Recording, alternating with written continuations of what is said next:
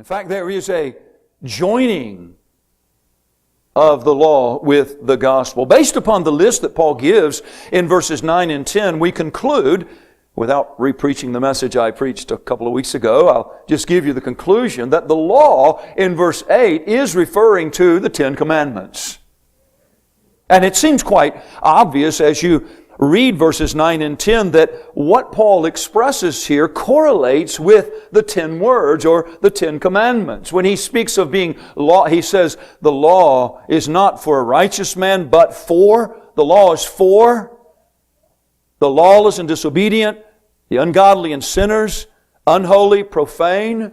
Those are words that are characterizing the attitude of rebellious hearts and lives against God, which is exactly what the first 4 commandments of the 10 commandments are addressing. Thou shalt have no other God, no graven images. Don't take the name of the Lord your God in vain. Remember the Sabbath day to keep it holy. All of those are heart-level expressions of a relationship, an attitude toward God. And these words, descriptive words here in verse 9, are expressions that are contrary to those laws. And then as he continues in verse 9 and into verse 10, he is expressing examples of unrestrained violations of the second table of the law. When he says, murderers of fathers and murderers of mothers, honor thy father and thy mother. Manslayers, thou shalt not kill. Whoremongers and those that defile themselves with mankind or homosexuality, thou shalt not commit adultery. Men stealers, thou shalt not steal. By the way, men stealers there could be referring to stealing individuals and selling them into slavery, or it could be referring to snatching someone. Just snatching, that's the idea of the word, just snatching someone that doesn't belong. Kidnapping, we call it.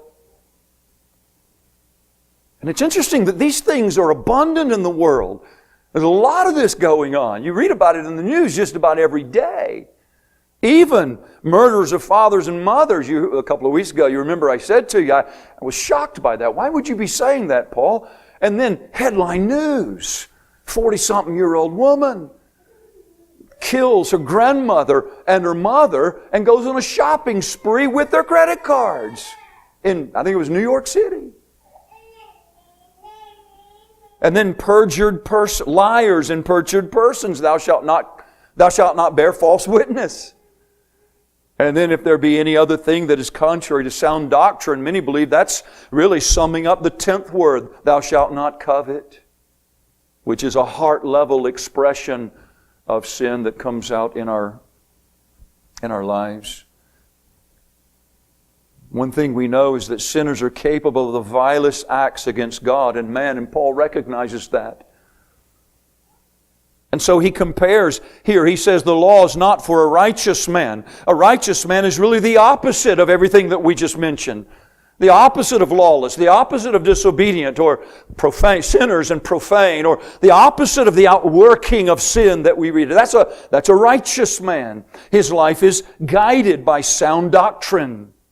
In fact, over in chapter 6 and verse 3, if any man teach otherwise and consents not to wholesome words, that word wholesome is the same word that's translated sound in chapter 1 and verse 10. Even the words of our Lord Jesus Christ and the doctrine which is according to godliness. And so the idea of godliness is connected with this sound doctrine, or these who are the opposite of those who are going against sound doctrine, a godliness of life. And so we understand that the law is not established against this kind of person. Now I plan to address this more fully in another message, so I'll stop there with my comments, but the law is not against a righteous man. And I touched upon it a couple of weeks ago, but there's some thoughts that I need to really come back to, and I'll do that in another message in maybe next week. But this morning, don't miss Paul's connection of the lawful use of the law with the glorious gospel.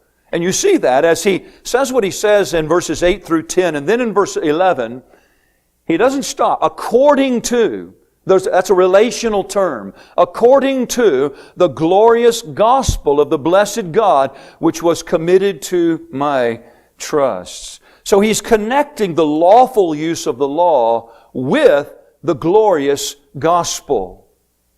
You see, the law was given because of transgression. The law was not given because of righteousness. There is none righteous. No, not one.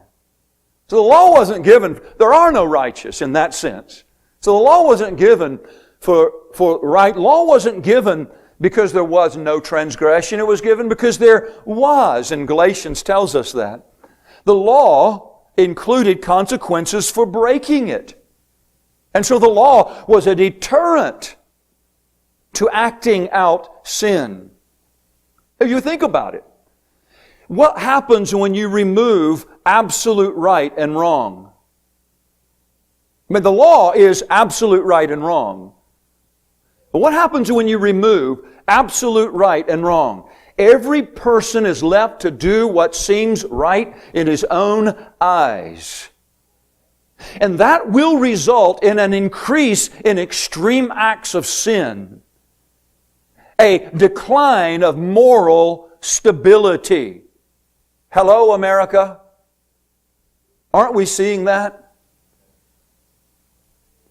And really, you could argue that law of any sort, it doesn't have to be the Ten Commandments. The law of any sort is a deterrent. That is a law that carries punishment. And a law that doesn't carry punishment isn't really a law. There's justice associated with law. You take away law and you have mayhem. You have no order.